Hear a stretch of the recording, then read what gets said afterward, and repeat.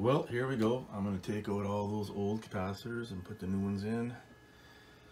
Like I did the voltage testing before, and there's some really weird stuff. Like I'm supposed to have 9 volts and I'm getting 70 volts. I'm supposed to have 15 volts and I'm getting 73 volts. And things are just nasty, and it's all in the IF part, so it kind of makes sense because the AF part is working. Like you can hear the noise and stuff. So I'm just gonna take a copy of this in case I screw something up so I can see all the capacitors that are in there. I'll take some pictures of it, and then with my new fluke meter I've been testing. And then here's all the new capacitors that are gonna go in. And I've got the power supply, the filter caps as well, but I'll hold off on that for now. So here goes.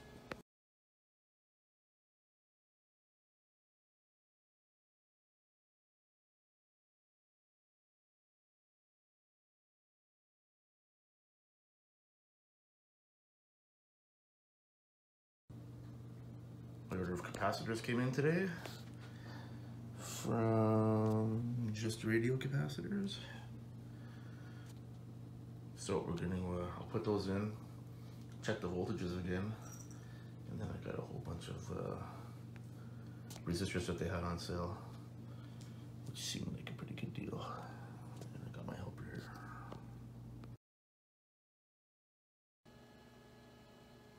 So it's kind of funny. Here's the first one. The Tiny Chief 1 microfarad is replaced by this little tiny thing here, which is like actually 630 volts.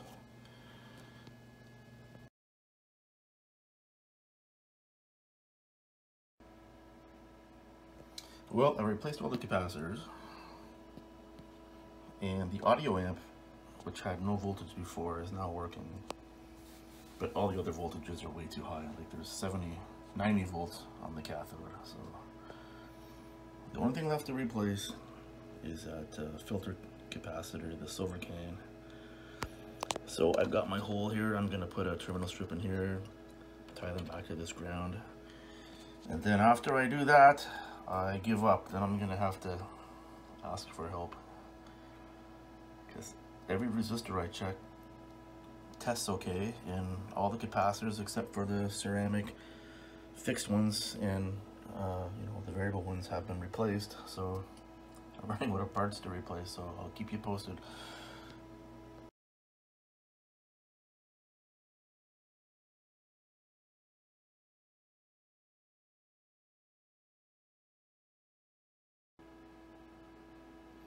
Well, I replaced the filter caps with brand new ones,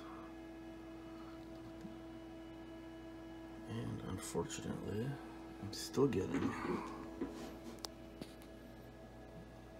my first IF, and I'm supposed to be getting like 9 volts here. I'm getting 70. I'm still getting 70. And on this one, pin 5, I'm supposed to get 9 volts. I'm getting 71. Nothing's changed. And same on this one here. I'm supposed to be getting 5 volts on pins 3 and 5, and I'm getting like 70.4. 73. So I don't know, it's got to be a tube. Okay, well, as I mentioned, I did everything. I replaced the filter capacitors and literally every other capacitor. And I've put it around here and I still can't figure it out. So I found a table for another radio, the SX-90 something, but it has the same it's the same radio, just different panel.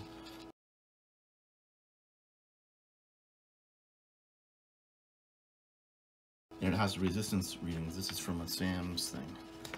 But so I started poking around doing the resistance readings, and things just weren't working right.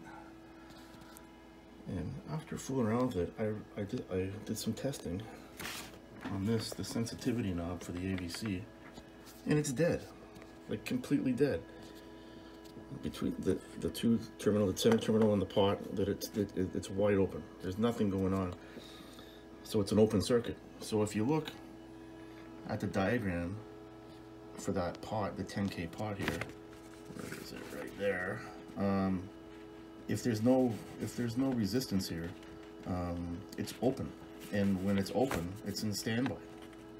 So all of these lines here that I'm getting my 70 volts on, I'm getting 70 volts up there because there's nothing drawing them down to ground. There's no 10K pot to adjust the sensitivity. So I'm really hoping that's what's wrong with this, because I tell you, this is a lot harder to do in real life than it is to watch these guys on YouTube do it. But I'm gonna run out and get a pot tomorrow, and hopefully I've got this radio fixed.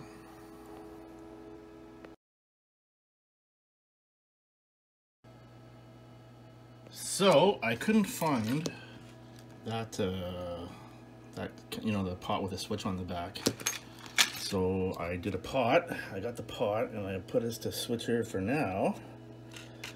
And so what I've done so far is replaced every single capacitor and like probably 15 resistors, the power resistors here, the cans, like the electrolytic capacitors, and it's never worked. It didn't make any noise. And now that I've done this one change here and fixed this $3 potentiometer, check this out. I'm Alan Folgett from Sobeys. There are many reasons to shop Sobeys. For instance, if we see more than 2 customers in one line, we open another cache. Plus, we always have great weekly specials. This week at Sobeys.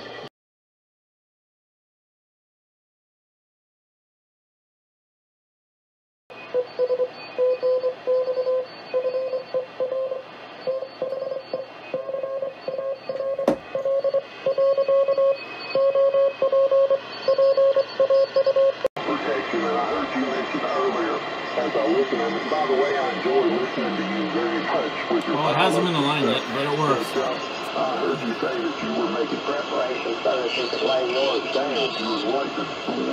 I don't know that I'm going to go that far to lay them down, but I would like to be able to unhook them before they come into the house. You know, just throw the coax back or something, so that it's not connected to the line coming in. So I'm going to have to do something in regards to lightning protection as well, over. Vision in Congress, you know, the Republicans on one side, the Democrats on the other. You know, me, the logical solution. Okay, that's the last one. W1AW on 80 meters. Haven't even aligned it yet. 32. 0.219 north and west is L, and the small group, K1YZ, well,